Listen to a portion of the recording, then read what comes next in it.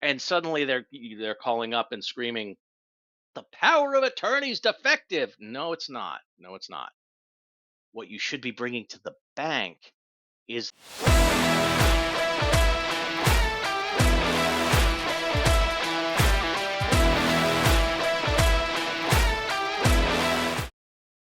Hi, Jeff Marsachi, the Plain English Attorney. Welcome to the video. Today we are going to talk about powers of attorney, and we get this all the time. Either the power of attorney is defective, or we need this power of attorney, and you need to put this power of attorney in place. And there's a lot of misunderstandings out there. So we're going to try to keep this one brief because this is going to be used to send to our clients or others who call in with questions about powers of attorney. And the biggest one is, this power of attorney is defective because the bank won't accept it. They said they can't accept it, so there must be something wrong with the document. And actually, it might not be true. So, we're going to talk about the three big misunderstandings around powers of attorney.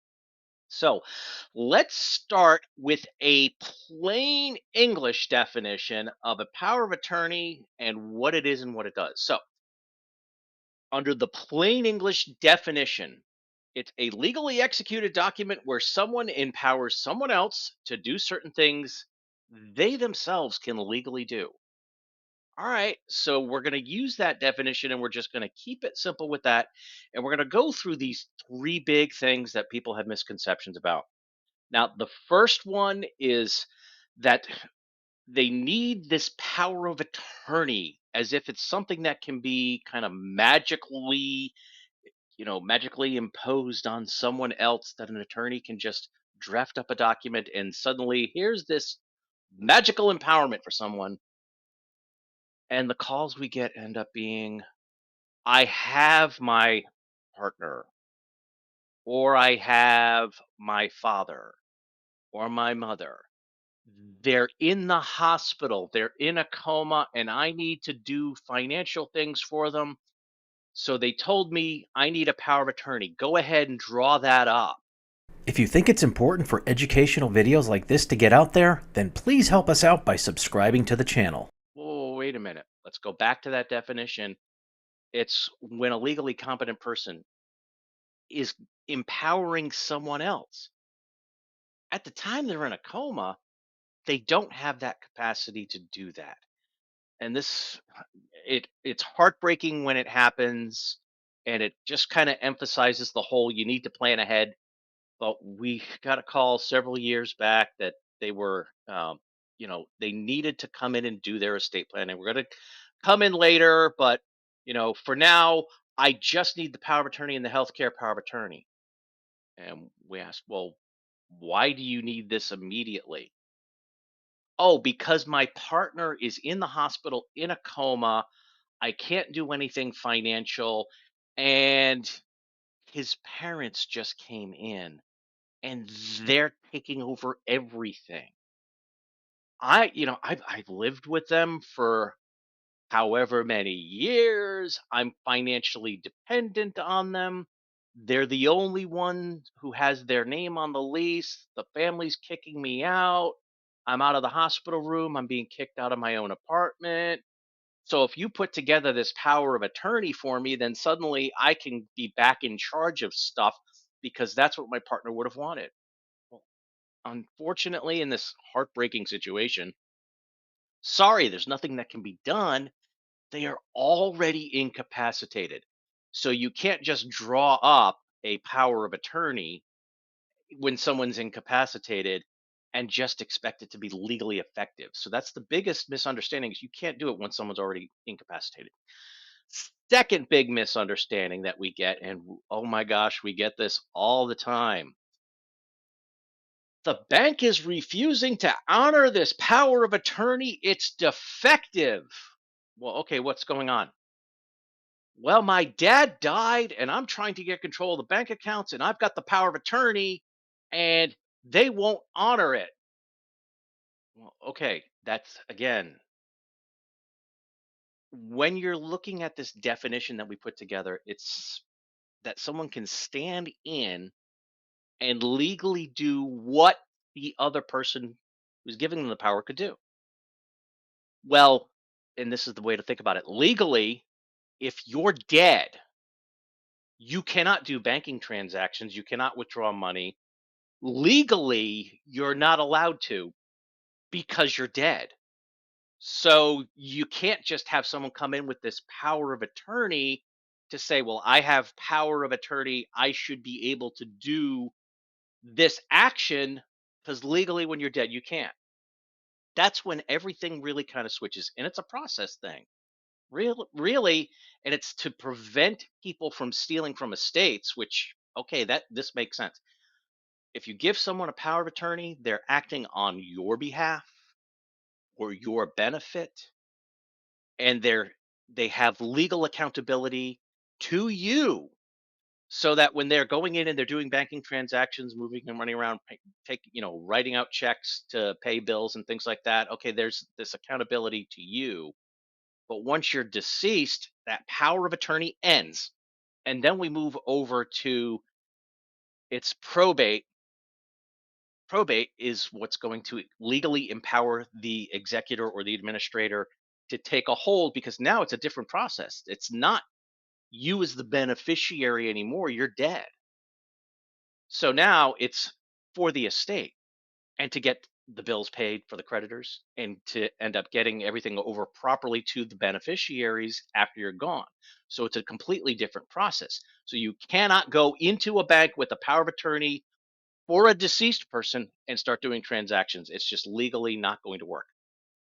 And now the third big thing, and oh gosh, we do get this. It's confusing when, and we specifically put a meaning in this, when people put together a revocable living trust as a way to avoid probate. Look, that is a fantastic thing. It's planning ahead the right way. You're putting together a revocable living trust, but now we also have a power of attorney, and it all comes kind of down to trust funding. What the typical, and I'm going to say general recommendation, we've got a entire trust course, and this is part of our process.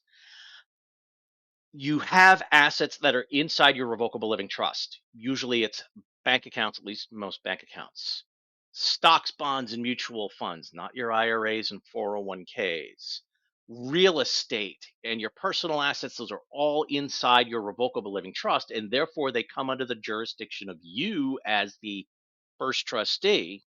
And if anything happens to you, all right, the successor trustee can step in. But what's outside the revocable living trust? Retirement accounts, because here's a big thing with retirement accounts. If you end up taking them and moving them into a revocable living trust, then the government says you withdrew all your money. So you cannot retitle an IRA, a 401k, any 403bs, anything that has a special tax status. You can't move that into the trust without it being treated as a withdrawal. So, whoa, wait a minute, we don't do that. We're going to set up the beneficiaries to pay on death a certain way. But if you become incapacitated, now you've got your power of attorney. So where's the disconnect here? It's when a power of attorney agent goes into a bank and says, "Here's the power of attorney. I want control of that bank account." Well, that bank account isn't in their name. It's in the name of the trust. And suddenly they're calling up and screaming, "The power of attorney's defective." No, it's not. No, it's not. What you should be bringing to the bank is the revocable living trust, and the way we set it up, and two physicians certify in writing that you're incapacitated. So now that successor trustee is actually stepping in.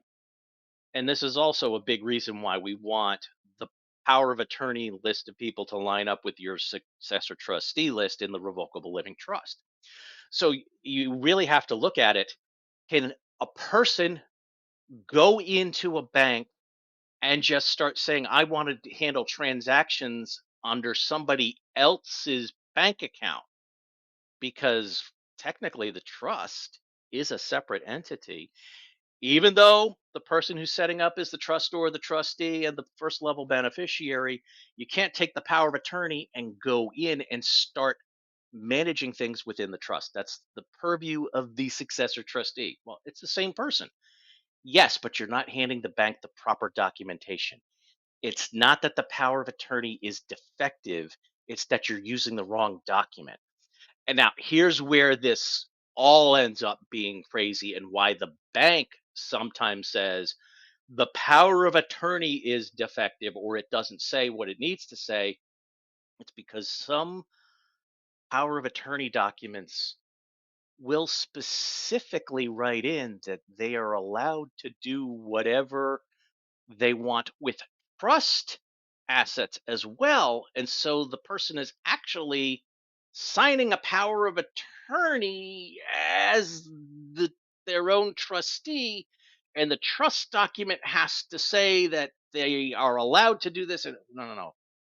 Two separate things. We keep those separate in my law firm. I know there are other law firms may do it differently, but we are not going to execute a power of attorney document to say yes they could dip into the trust assets when you have the actual trust document to do that. So those are the three big things that lead people to often say that, oh, the power of attorney is defective when it's not. It's a misunderstanding. In a lot of cases, it's just making sure you're using the right document at the right time. So I hope you found that information useful. As I always tell my clients, please stay safe, plan ahead, and enjoy life. And whatever you do, make it a great day.